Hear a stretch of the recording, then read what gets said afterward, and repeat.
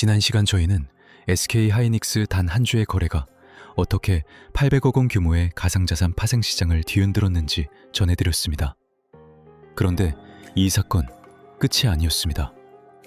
불과 며칠 뒤 똑같은 방식의 가격 왜곡이 또 벌어졌습니다. 이번엔 11주였습니다. 한 번은 우연일 수 있습니다. 하지만 2번, 3번 반복된다면 이야기는 달라집니다. 오늘은 이 사건의 진짜 얼굴, 의도성에 대해 추적합니다. 넥스트레이드 프리마켓에서 벌어진 단주 극단가 사건은 이번이 처음이 아니었습니다. 지난 3월 프리마켓 도입 초기부터 이미 14개 종목에서 18건의 한 주 상하한가 체결 사례가 확인됐습니다. 심지어 한 투자자가 사흘 동안 7개 종목에서 10차례에 걸쳐 한 주씩 상한가나 하한가로 반복해서 주문을 낸 정황도 포착됐습니다. 올해 들어서도 삼성전자가 2월과 5월 두 차례나 개장 직후 20% 이상 급락하는 일이 벌어졌고, 같은 날 다른 종목들에서도 동시다발적인 호가 왜곡이 나타났습니다. 그리고 지난달 28일 SK 하이닉스 한 주가 하한가에 체결되며 해외 파생 시장에서 800억 원대 강제 청산이 발생한 그 사건 이후 불과 일주일여 만인 이번 달 6일 SK 하이닉스는 또다시 프리마켓에서 하한가로 출발했습니다. 이번엔 단 11주였습니다. 이번 6일 사건에서는 동적 변동성 완화 장치가 발동해 2분간 거래가 멈췄고 이후 낙폭을 일부 만회했습니다. 하지만 이미 시장 심리는 얼어붙은 뒤였습니다. 이날 SK 하이닉스는 결국 전 거래일 대비 10% 넘게 하락한 채 장을 마감했습니다. 금융감독원은 이런 호가 왜곡의 상당수가 단순한 주문 실수에서 비롯된다고 설명합니다.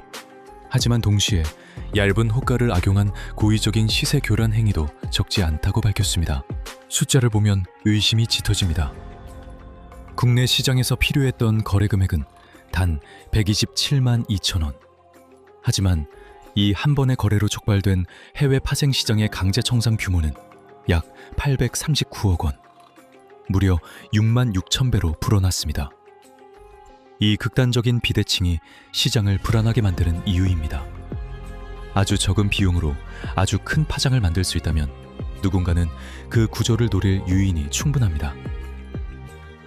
이게 짧은 시간 안에 벌써 2번 발생한 거잖아요. 근데 첫 번째는 한 주였단 말이에요. 근데 그 다음번에 11주였어요. 그러면 사실 그 음모론이라고는 할 수는 있겠지만 그냥 시장에 참여하는 투자자 입장에서는 그럼 저번에 한 주는 시험 테스트인가? 이런 생각이 들 수도 있잖아요. 그러면 이번에 11주를 했던 건 이게 하나의 종목이 하한가로 가고 안 가고의 문제도 있겠지만 여기에 파생돼서 걸려있는 상품들이 담보금이 부족하면 일시적으로 강제 청산이 되게 돼요. 그러면 그걸 기다렸다가 누군가는 또 살 수 있는 기회가 되는 거잖아요. 그런데 왜 SK하이닉스에서 이런 일이 벌어졌을까 생각을 해보면 이걸 통해서 강제적으로 청산되는 물량을 누군가는 또 살려고 하는 의도가 충분히 있을 수 있겠다. 넥스트레이드도 문제를 인식하고는 있습니다. 오는 9월 14일부터 전일 종가 대비 10% 이상 가격이 급변하면 2분간 단일가 매매로 전환하는 정적 변동성 완화 장치 VI를 도입할 예정입니다. 도입되면 한 주나 11주 같은 소량 거래로 시장 가격을 흔드는 일은 사실상 불가능해집니다. 문제는 시점입니다. 이 제도는 지난 3월 도입이 결정된 뒤 무려 6개월 가까이 준비 기간을 거치고 있습니다. 그 사이 이번처럼 유사한 사건이 계속 반복됐습니다. 넥스트레이드 측은 증권사별 개별 준비와 테스트 과정이 필요했다고 해명하지만 시장에서는 사태의 심각성을 제때 인지하지 못한 것 아니냐는 비판이 나옵니다. 왜냐면 이게 시스템이 처음에 들어올 때는 그 실수들이 나와요. 증권사에서도 그렇고 사모펀드, 헤지펀드사들에서 어떻게 보면 기존에 만들어놨던 알고리즘을 이제 수정해야 되는 과정들이 필요한데 거기서 나오는 실수일 수도 있는데 이제 넥스트장 시작한 지 벌써 1년이 넘었잖아요. 그런데 지금에 와서도 아직도 이게 실수다, 시스템적인 오류다, 이건 문제가 있는 거죠. 이해는 못하고 욕만 나오는 상황인 거죠. 그래서 이제 화가 나는 거고. 제도 시행까지 아직 한 달 넘게 남아 있습니다. 그 사이 또 한 번의 한 주의 기적이 벌어지지 않으리란 보장은 없습니다.